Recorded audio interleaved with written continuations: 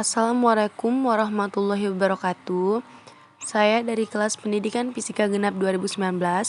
Di sini akan menjawab soal UTS dari mata kuliah pengantar relativistik.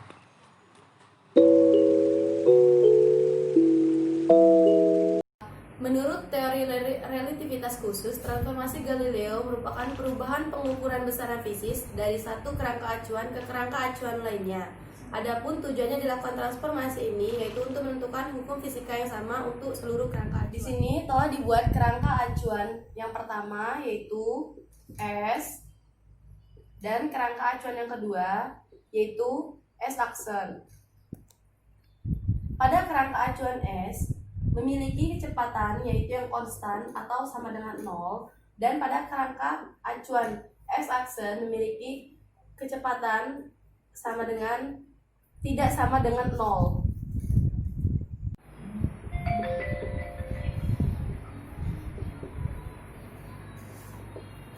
X aksen bergerak menuju ke arah sumbu X, lalu meninggalkan sejauh V aksen T.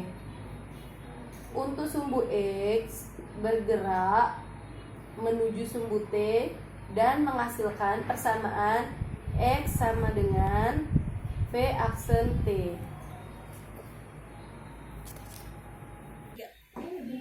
Di sini kita akan menentukan hubungan dari V aksen T,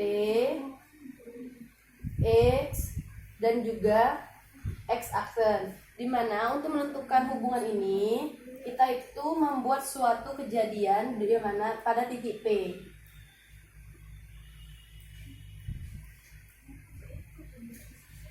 Kejadian pada titik P ini menghasilkan hubungan X sama dengan V aksen T ditambah X aksen. X aksen yang diukur sejauh X aksen itu menghasilkan persamaan X min V aksen T. Kejadian pada titik P ini diukur oleh X aksen menghasilkan X aksen sama dengan X min V aksen T, Y aksen sama dengan Y, dan Z aksen sama dengan Z. Di mana kejadian di titik P diukur oleh S sejauh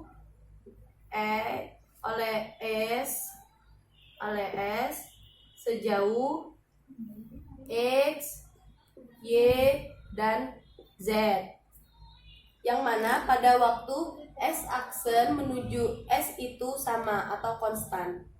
Kita menjelaskan perbedaan pada transformasi Lorentz yang mana mirip dengan transformasi Galileo, yaitu kecepatan cahaya sama untuk kerangka acuan.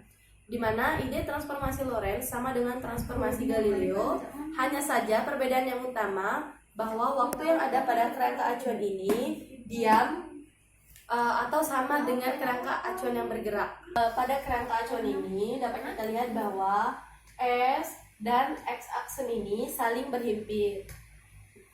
S, X aksen itu berhimpit.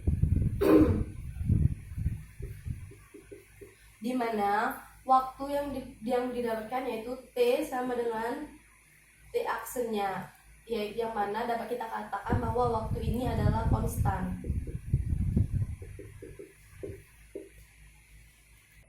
Jadi kesimpulannya yaitu perbedaannya itu terletak pada waktu. Nah, kerangka acuannya ini jika diam maka waktunya akan konstan. Nah, dan juga jika kerangka acuannya bergerak maka waktunya juga akan bertambah.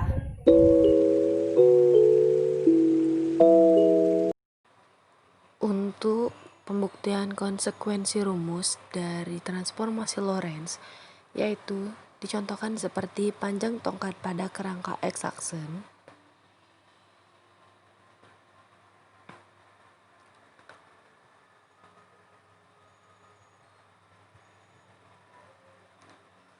lalu tongkat berada pada kerangka yang bergerak dengan dilambangkan X aksen, sehingga menghasilkan nilai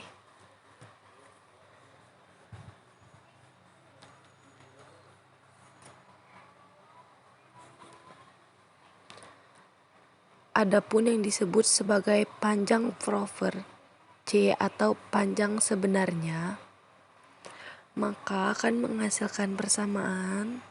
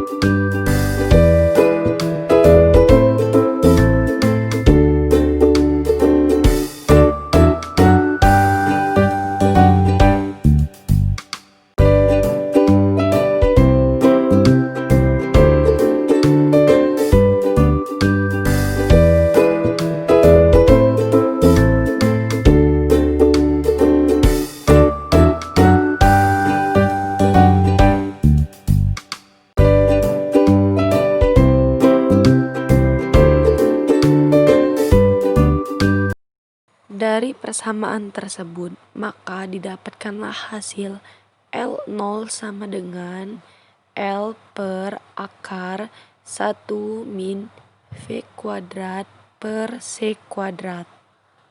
Dengan L0 sebagai panjang objek pada kerangka yang bergerak dengan kecepatan cahaya dan L panjang objek yang diukur oleh pengamat.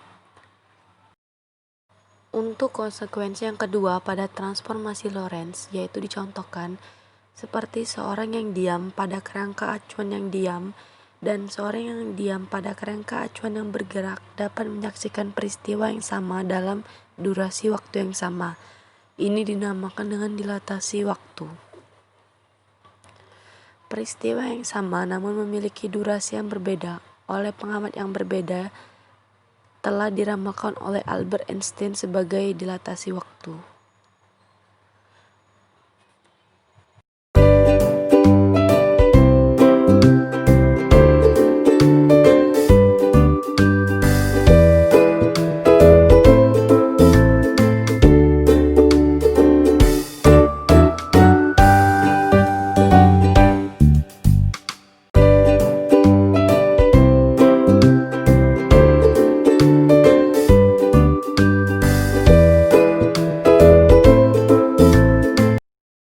Maka didapatkanlah hasil waktu awal lebih kecil daripada waktu propernya, karena waktu ini terukur oleh pengamat yang diam di bumi dari peristiwa yang terjadi pada objek. Pada teori relativitas khusus oleh postulat Einstein, terdapat dua hukum. Yang pertama, hukum fisika memiliki bentuk yang sama pada semua kerangka acuan dengan kecepatan tetap.